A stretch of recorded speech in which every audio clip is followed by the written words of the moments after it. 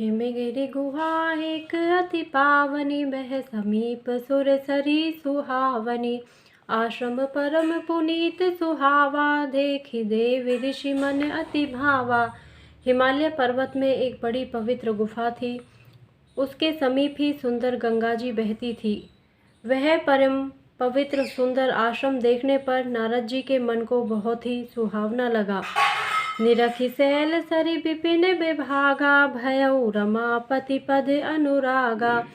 सुमिरत हरिहि श्राप गति बाधी, सहज विमल मन लागी समाधि। पर्वत, नदी और वन के सुंदर विभागों को देखकर नारद जी का लक्ष्मीकांत भगवान के चरणों में प्रेम हो गया। भगवान का स्मरण करते ही उन नारद मुनि के जो शाप उन्हें दक्ष प्रजापति ने दिया था और जिसके कारण वे एक स्थान पर नहीं ठहर सकते थे, गति रुक गई और मन के स्वाभाविक ही निर्मल होने से उनकी समाधि लग गई। मुनि गति देख सुरेश डराना, काम ही बोल कीन सनमाना। सहित सहाय जाहु मम हेतु, चले हर्षि जलचर केतु।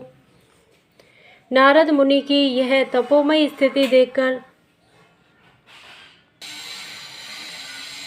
देखकर देवराज इंद्र डर गया। उसने कामदेव को बुलाकर उसका आदर सत्कार किया और कहा कि मेरे हित के लिए तुम अपने सहायकों सहित नारद की समाधि भंग करने को जाओ।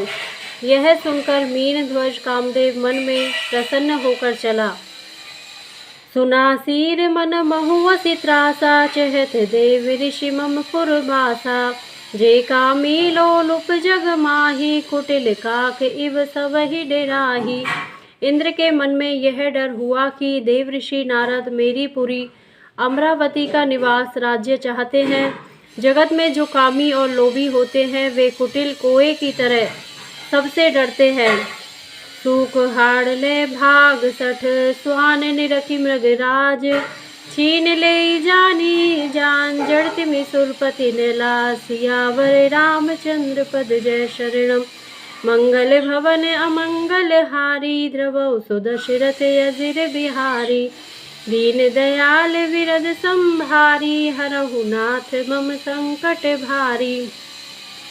जैसे मूर्ख कुत्ता सिंह को देखकर सूखी हड्डी लेकर भागे और वह मूर्ख यह समझे कि कहीं उस हड्डी को सिंह छीन न ले, वैसे ही इंद्र को नारद जी मेरा राज्य छीन लेंगे ऐसा सोचते लाज नहीं आई। जय श्री राम।